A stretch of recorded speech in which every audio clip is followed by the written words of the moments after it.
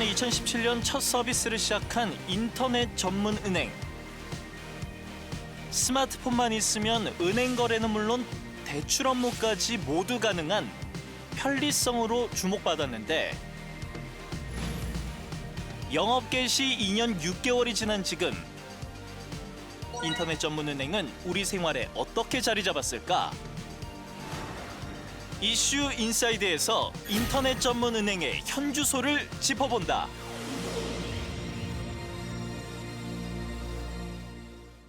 네, 지난 2017년 새롭게 등장한 인터넷 전문 은행.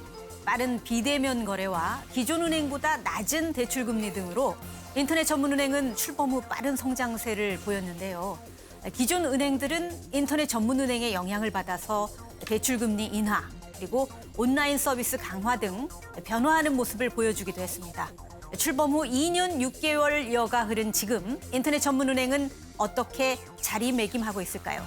한국금융 ICT 융합학회 오정근 회장, 그리고 카카오뱅크 이수영 전략 파트장과 함께 인터넷 전문은행에 대해 이야기 나눠보도록 하겠습니다. 안녕하십니까? 안녕하세요. 네.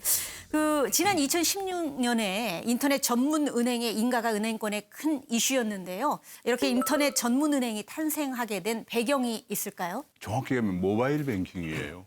2007년도에 미국 애플사에서 소위 스마트폰이라는 걸 개발했습니다. 모바일 폰을 통해서 인터넷이 가능하게 한 것이 스마트폰인데요.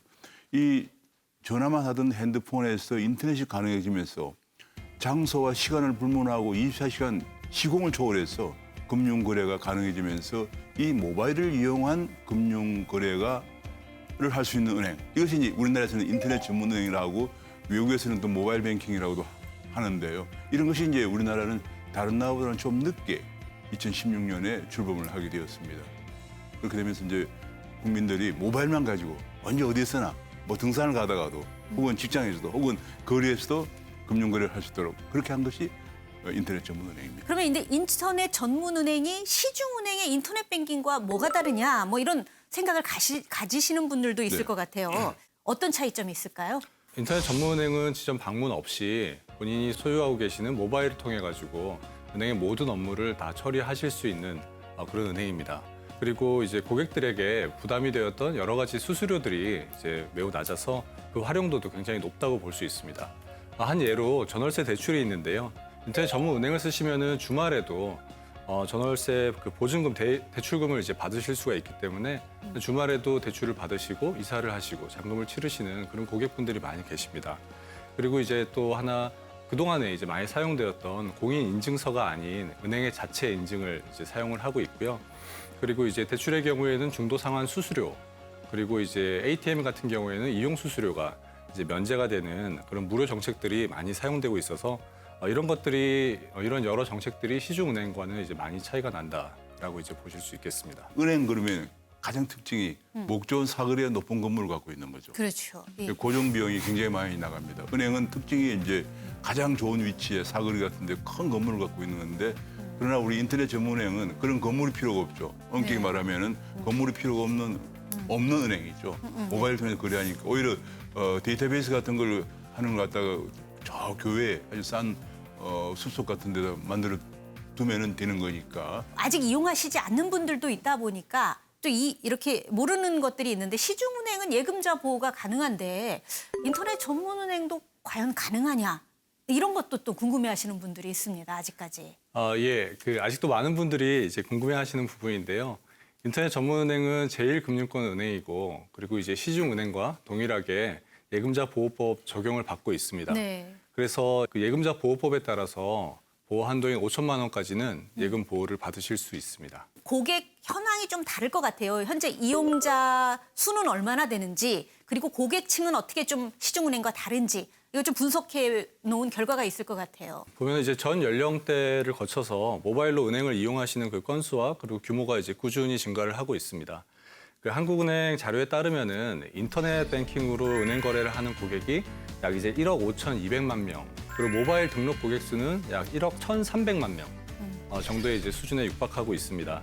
특히 이제 입금, 출금, 그리고 이체를 할 때 인터넷 뱅킹을 사용하시는 고객 비중은 그 절반을 넘은 56.6%를 기록을 하고 있고요. 이제 아무래도 이제 스마트폰으로 저희들은 인터넷 전문 은행을 사용을 하실 수가 있기 때문에 네. 그 스마트폰 모바일에 이제 익숙한 20대 그리고 30대 고객분들이 주를 이루고 계시고요. 네. 하지만 이제 시간이 점차 지남에 따라서 50대 이상의 고객분들도 스마트폰에 익숙해지시고 그래서 50대 이상의 고객분들도 계속해서 증가하는 추세를 보이고 계십니다. 인터넷 전문은행의 경우는 공인인증서가 필요 없다는 점이 강점이기도 하지만 이래서 또 보안에 취약한 거 아닌가라고 이제 우려하시는 분들도 있는데 정말 보안 문제가 특별히 시중은행과 비교해서 어떻게 문제가 없는 겁니까? 네, 뭐 거의 문제가 없습니다. 우리 이제 보안 네. 문제하면 과거 우리가 공인인증서를 써왔죠. 그런데 공인인증 쓰다 보면은 네. 몇 번을 반복해야 되는지 몰라요. 공인인증서 들어갔다가 나왔다가 또 뭐 핸드폰 네. 같은 거 가지고 인정하라고 그러고 인정하면 또 잘못하면 또 들어오라고 그러고 막 복잡해서 정말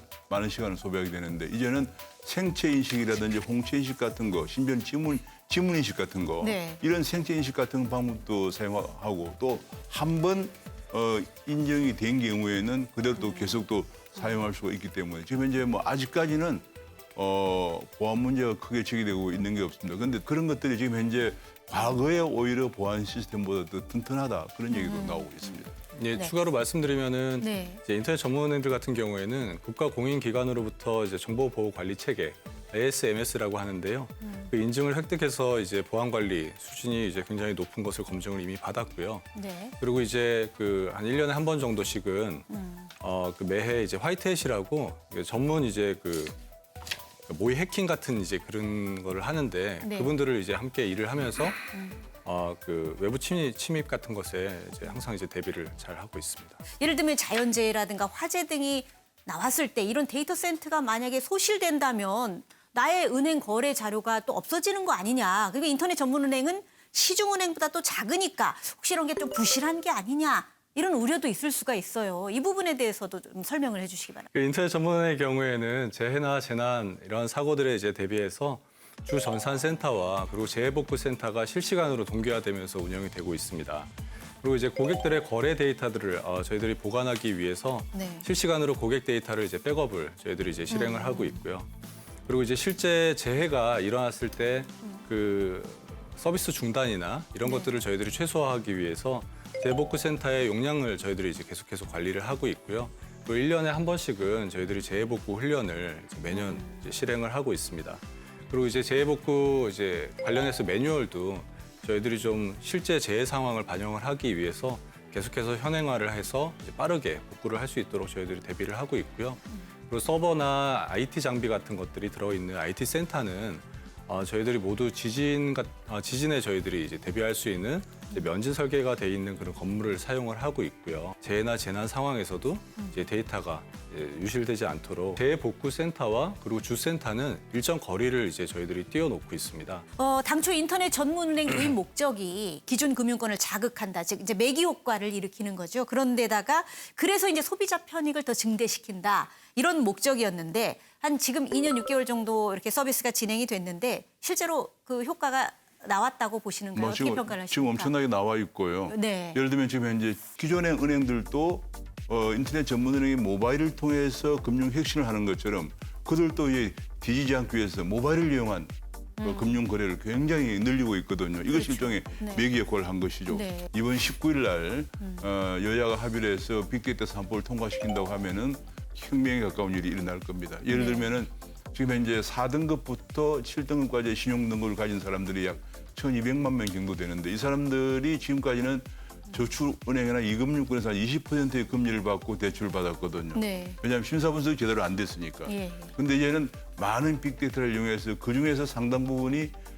금리를 낮게 대출을 해줘도 된다는 결과가 나오면 새로운 혁신금융의 여건이 될 것으로 생각을 하고 있습니다. 가입자가 빠른 속도로 늘고 있다라고 평가를 해주셨는데 일단은 1,000만 명을 넘어섰기 때문에 여러 가지를 여건을 봐도 더 이상 이제 속도가 빨라지기 어려운 거 아니냐 뭐 이런 전망도 나올 법한데 어떻게 보십니까? 24시간 언제 어디서나 이제 모바일을 통해 가지고 되게 쉽고 빠르게 네. 그리고 되게 심플하게 이제 금융 업무를 보실 수 있기 때문에 인터넷 전문은행이 나왔을 때 오픈 초기에 네. 굉장히 많은 고객들이 빠른 속도로 이제 유입이 되셨습니다. 인터넷 전문은행의 등록 고객 수는 2호 은행인 경우에는 1,100만 명을 기록을 하고 있고요.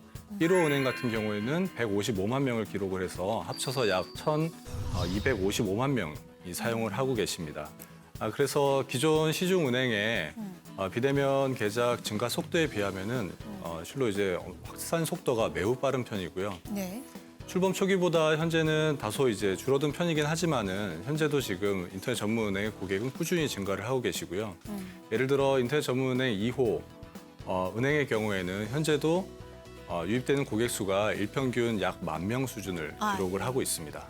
그 주변 국가 이미 우리나라가 조금 늦었다고는 말씀을 해주셨는데 주변 뭐 아시아 주변국이라든가 다른 해외 나라들과 비교하면 우리 인터넷 전문은행 어떤 기반이 어떻게 비교할 수 있겠습니까? 지금 현재 뭐 일본에는 영업하고 있는 인터넷 은행이 8개가 있습니다.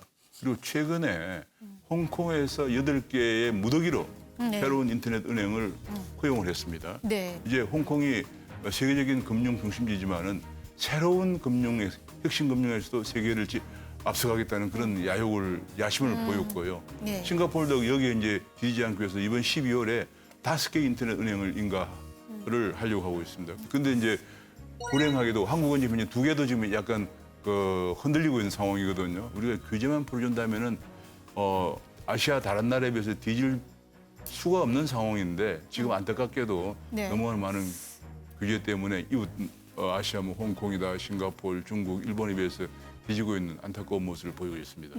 규제 때문에 인터넷 설립이 좀 추가로 확산되는데 좀 걸림돌이 되고 있다. 이런 얘기를 엄청난 걸림돌이에요. 해주셨는데요. 대표적인 그 규제가 대표적인 게 크게 2가지입니다. 하나는 금산분리라고 그래서 네. 아까 이번에 홍콩에서 8개 인간한 것만 보더라도 알리바바가 바로 홍콩의 금융회사하고 조인트했거든요. 네. 뭐 이런 식으로 텐센트가 바로 조인트. 근데 아무런 규제가 없어요. 금산분리가 사실상 적용이 안 되고 또 대주주 적격성 심사라고 대주주가 왜냐하면 이게 ICT 기업이라는 것은 본질상 네트워크 산업이기 때문에 네트워크 산업이라고 하는 것은 네트워크가 넓을수록 경쟁력이 있는 거니까 ICT 산업은 본질적으로 과점적인 산업이거든요. 네. 그런데 여기다가 이제 우리나라는 공정거래법을 적용해가지고 규제를 하니까 네.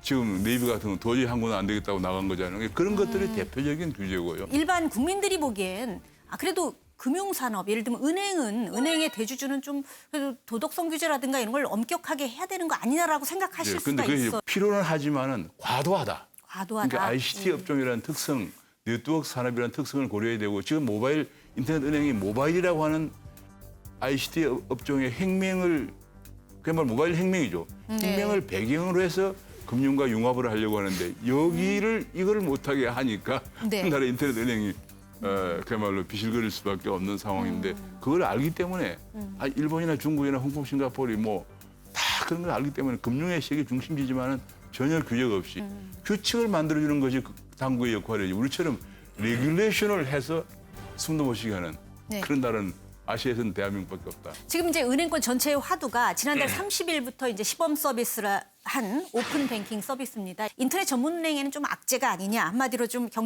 인터넷 전문은행의 경쟁력은 좀 더 약화되지 않을까라는 전망들도 나오고 있는데 어떻게 보십니까? 방금 말씀하신 이제 오픈 뱅킹이라는 거는 이제 송금 그리고 결제망을 표준화시키고 그리고 이제 개방해서 하나의 어플리케이션으로 모든 은행의 계좌를 조회를 하고 송금을 하고 뭐 결제를 하는 등의 그런 이제 서비스들을 이용하실 수 있는 그런 하나의 이제 서비스입니다. 지난 10월 30일부터 이제 시범 운영이 이제 시작이 되었고요. 정식으로는 이제 12월 달부터 이제 정식 운영에 들어가게 됩니다. 인터넷 전문은행 1호, 2호 모두 이제 금결원 오픈뱅킹 네트워크에 이미 다 연결이 되어 있고요. 그 인터넷 전문의 경우에는 모바일 환경에 최적화돼 있고 그리고 이제 빠르고 편리한 그런 사용성이 돋보이기 때문에 오픈뱅킹을 통해서 은행 간 정보가 교환이 될 수 있는 그런 환경이 조성된다면은 아마 인터넷 전문은행을 통해서 고객들께서는 더 많은 그런 이제 금융 생활이 더 이제 풍성해지실 거라고 저희들은 생각을 하고 있습니다.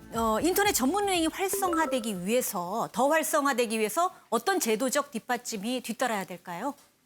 첫 번째로는 이제 네. 규제가 없어져야죠. 금융회사가 숨을 쉴 수 없을 정도로 너무나 많은 규제가 작동되고 있어서 그런 규제를 해소하는 것이 해서 금융산업은 고급 일자리입니다. 네. 우리 청년들에게 고급 일자리를 많이 만들어 줄 수 있도록 하고 또 모바일만 가지고 있으면 언제 어디에서든지 네. 싼 금융을 쓸 수 있도록 핵심 금융이 가능하도록 해주는 것. 그리고 정말 은행 문턱도 가지 못했던 많은 사람들이 빅데이터 분석을 통해서 낮은 금리를 쓸 수 있도록 포용 금융을 제공해 주는 것. 이런 것들이 우리 인터넷 전문은행이 가야 할 길이고 정부 당국이 염두에 둬야 할 일이라고 생각하고 있습니다. 앞으로 인터넷 전문은행이 더 빠른 속도로 자리 잡을 수 있도록 토대가 마련될 수 있기를 기대해 보겠습니다. 두 분 좋은 말씀 감사합니다.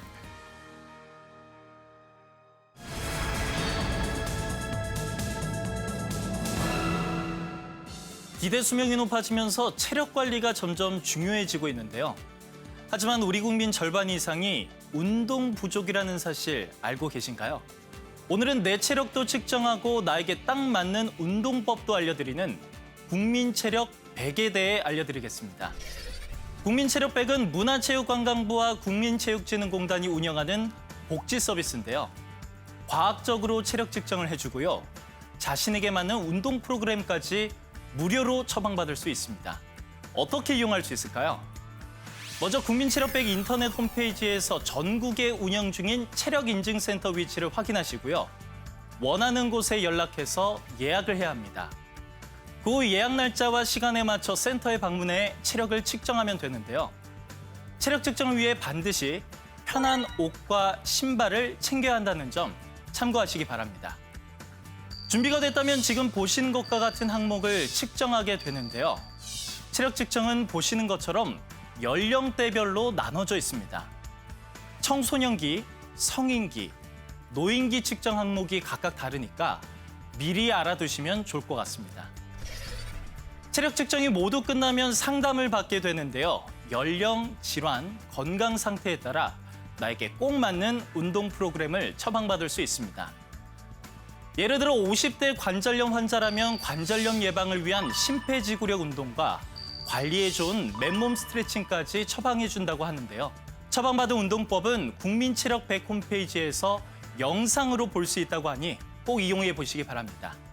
100세 시대, 얼마나 오래 사느냐보다 어떻게 오래 사는지가 중요하겠죠. 오늘 알려드린 국민체력100 서비스 이용하시고 건강 지키시기 바랍니다. 지금까지 머니톡톡이었습니다.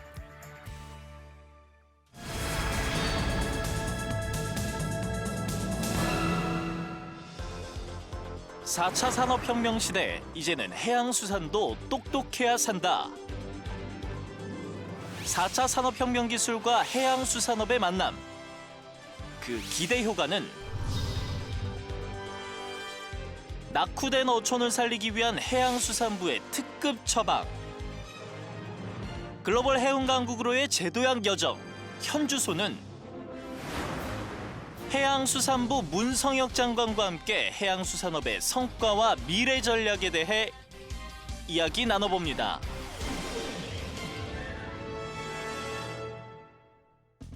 네, 지난 10월 우리 해양 신산업 시장을 2030년까지 11조 원 수준으로 끌어올려서 글로벌 해양 부국으로 나아가겠다는 대통령의 발표가 있었는데요. 이날의 화두는 단연 해양수산업 스마트화였다고 합니다. 과연 어떤 준비를 하고 있을까요?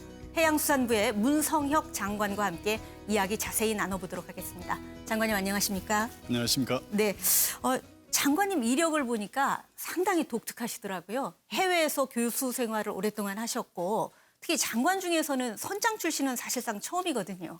네, 지금 이제 4월에 장관이 되신 이후에 한 6개월 정도 시간이 흘렀는데 그동안 어떻게 지내셨습니까? 한 7개월 조금 더 지난 것 같습니다. 4월 네. 3일 취임한 후에. 정말로 바쁜 시간을 제가 보냈던 것 같고요. 저희 직원들이 그러는데 제가 한 30여 차례 현장 방문을 했다고 이렇게 합니다. 여러 전문가들, 네. 또 현장 종사자들, 또 기업하시는 분들 많이 만났습니다. 그 의견을 듣고 저희 정책에 반영하려고 많이 애를 썼고요. 네, 특히 제가 취임할 때 해운항만 전문가이기 때문에 네. 수산 부분에 좀 취약한 점이 있다 하는 네. 그 우려의 말씀이셔서 네. 특히 이 수산 관계자 여러분들 많이 만났습니다. 아무튼 네. 지금까지 그렇게 해왔듯 앞으로도 더 열심히 하도록 하겠습니다. 네, 본격적인 이야기로 들어가 보도록 하겠습니다. 첫 번째 주제가 해양수산도 스마트 시대인데 앞서도 말씀드렸지만 얼마 전에 4차 산업혁명 기술을 도입해서 해양수산업을 미래형 스마트 산업으로 육성하겠다. 이런 전략을 발표를 하셨잖아요. 예. 구체적으로 어떤 내용인지 소개 부탁드립니다. 예, 저희 부가 지난 화요일 날 해양수산 스마트화 전략을 발표했습니다. 말씀하신 대로 어떻게 하면은 이 4차 산업혁명 기술을 네. 해양수산에 접목시켜서 네. 앞으로의 성장, 미래 성장 동력으로 삼을 것인가, 예. 또 먹거리를 갖다가 파악할 것인가, 이런 것과 관련해 갖고 추진 방향이라든가 또 로드맵 같은 걸 담고 있다고 이렇게 네. 보시면 되겠습니다. 모두 9개 부문, 25개의 세부 과제로 이렇게 나눠져 네. 있는데요. 자율운항 선박이라든가 네. 무인 지능형 항만이라든가 네. 또 빅데이터와 이 인공지능으로 최적 제어가 가능한 이 스마트 양식장, 네. 그리고 사물 인터넷을 활용한 이 첨단 유통 시스템, 이런 등의 과제가 포함되어 있다고 보시면 되겠습니다. 네. 그럼 여러 가지 이제 사례를 좀 들여주셨어요. 그 중에서도 전략 중에서 가장 또 장관께서 많은 관심을 갖고 계시고 특히 중점적으로 추진하고 싶다 하는 게 있다면 또 하나 좀 꼽아주시면요. 자율운항 선박 분야가 아닐까 싶습니다. 네. 지난달 예타를 통과했습니다. 산자부와 저희하고 이제 공동으로 추진하는 프로젝트인데요. 저희가 이 자율운항 선박 분야에 투자를 하게 되면은 네. 금방 말씀드렸다시피 저희가 이제 세계 시장도 선도할 수 있고 네. 이것이 또 새로운 저희가 지금 침체되어 있는 이 조선 분야에도 새로운 돌파구가 되지 않을까 생각하고 있습니다. 예. 이런 게 언제쯤 현실화될 수 있을까요? 굉장히 멋진데. 저희가 예. 지금 프로젝트를 갖다가 예.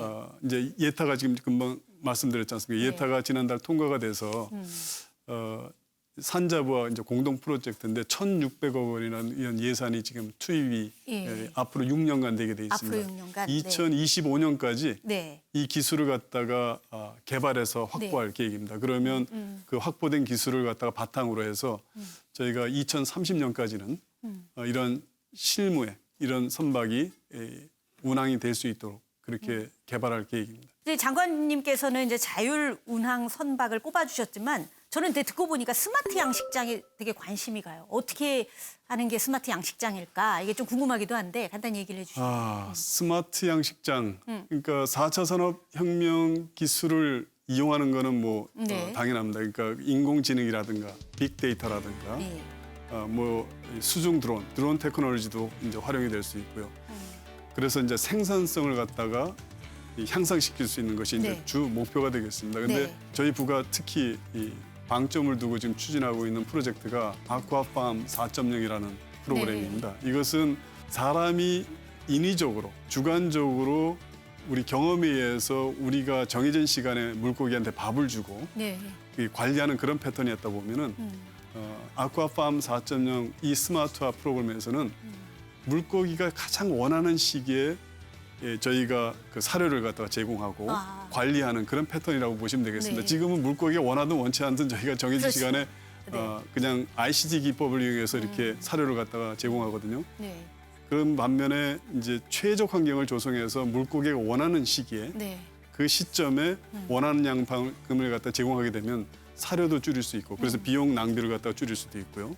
그다음에 그 사료 과다 사용으로 하는 이 수질 오염 이것도 예방할 수가 있습니다. 뭐 여러 가지 지금 혜택이 많다고 볼 수가 있죠. 알겠습니다. 앞으로 잘 지켜보도록 하겠고요. 두 번째 주제로 들어가 보도록 하겠습니다. 두 번째 주제는 해양수산 성과와 나아갈 길입니다. 이제 수산업을 좀 보자면 좀 어려운 점이 어획량도 감소하고 있고 어업 인구도 감소하고 그렇습니다. 있고 또 어업 인구의 고령화 문제도 좀 심각한 문제잖아요. 예. 분명히 이제 타개할 전략을 갖고 계실 텐데 좀 간단히 소개를 좀 해주시죠. 예, 지금 말씀하신 것처럼 저희 어촌이 정말 어렵습니다. 예. 예, 말씀하신 그 고령화 문제, 또 어가 인구가 2000년에 비해서 거의 절반 이하로 지금 줄어들어서 12만 명 수준입니다. 네. 정부는 이제 수산업에 이러한 문제를 인식하고 정부는 수산업의 체질을 근본적으로 개선하고 네. 어촌에 새로운 활력을 불어넣기 위해서 수산혁신 2030 네. 프로그램을 갖다가 수립하였습니다. 주요 내용을 이제 네 꼭지로 이렇게 얘기해 볼 수 있는데요. 네. 첫째가 연근해업은 기존 생산 지원형에서 자원관리형으로 패러다임을 바꿨고요. 네. 양식업은 친환경, 자동화, 고부가 같이 양식 스마트 양식책으로 저희가 바꾸고자 합니다. 예.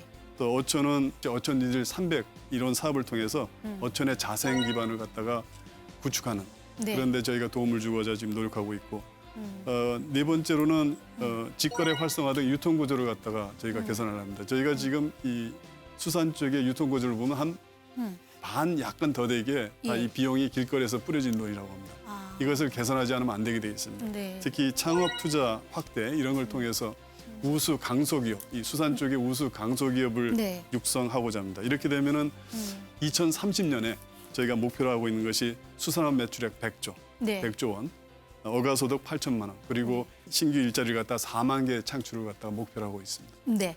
근데 많이 이제 전략들을 여러 개 얘기해 주셨는데요. 특히 이제 또 어려운 어촌 상황을 극복하기 위해서 또 준비한 사업이 어촌 뉴딜 300이라는 사업이 있다고 들었습니다. 어떤 사업인지 어떤 효과를 기대할 수 있는지 좀 소개를 해 주시죠. 그 숫자에서 보이듯이 네. 낙후된 300개 어촌에다가 네. 개소당 평균 100억 원씩 투입해서 선착장이라든가 그다음에 대합실 이런 이 생활형 SOC를 갖다가 현대화하는 그런 사업입니다. 네. 여기에 덧붙여서 관광, 레저 이런 지역 특성을 살린 자생 기반을 갖다가 구축해서요. 살고 싶고 또 찾고 싶은 어촌을 만들어가고자 하는 그런 사업이 되겠습니다. 해운이나 항만, 수산 이런 이 전통적인 산업도 산업인데 앞으로 이제 바다를 기반으로 하는 새로운 산업을 또 육성을 해야 된다. 이런 목소리도 좀 나오고 있는데 뭐 정부의 대책 또는 전략이 있을까요? 해양수산 신산업을 말씀하시는 것 같은데요. 네. 예를 들면 뭐 대표적으로 해양 바이오, 네. 그다음에 해양 에너지, 해양 관광, 네. 그리고 첨단 해양 장비 네. 이런 내용들을 갖다 말씀드릴 수 있을 것 같고요. 뭐 많은 나라들이 뭐 EU를 비롯해서 중국 등 많은 나라들이 이런 해양 신산업을 성장 동력으로 미래 성장 동력으로 이렇게 보고 전략적으로 지금 육성하고 있습니다. 저희 해양수산부도 이에 발맞춰서 연구개발 지원이라든가 예. 인프라 구축, 또 혁신 생태계 조성 등 맞춤형 지원을 갖다가 저희가 하고자 합니다. 그래서 2030년까지 해양 신산업에서 11조 원의 네. 신시장을 창출하고 네. 20개 정도의 스타 기업을 발굴하겠다는 그런 야심찬 목표를 가지고 이 정책을 갖다가 저희가 발표했습니다. 근데 이거는 이제 아직 초기 단계인 거죠. 그렇습니다. 앞으로 이제 예. 미래 성장 동력을 그렇습니다. 삼기 위해서. 네. 이제 세 번째 주제를 다뤄보도록 하겠습니다. 예. 세계 속의 해양수산 과제는이라는 주제인데요. 해운 재건이 문 대통령의 국정 과제 중에 주요한 과제 중에 하나였습니다. 그런데 이제 아직도 그 현대상선이 적자를 면치 못하고 있고 다른 해운 선사들도 굉장히 어려움에 빠져 있는 게 사실인데요. 언제쯤 해운 분야에서 체감할 수 있는 성과들이 나타날 수 있을까요? 어려운 질문인데요. 네. 예, 저희가 어찌할 수 없는 외생 변수가 많이 있습니다. 환율이라든가 유가라든가 비용이라든가. 그럼에도 불구하고 저희가 지금 해운 재건 프로그램을 착착 잘 진행하고 있습니다. 예. 현대상선 같은 경우에는 구조적으로 지금 선단이 운영하고 있는 선단이 고비용 저효율 구조의 선단을 유지하고 있습니다. 고효율 저비용 선박을 갖다가 저희가 도입하지 않으면 네.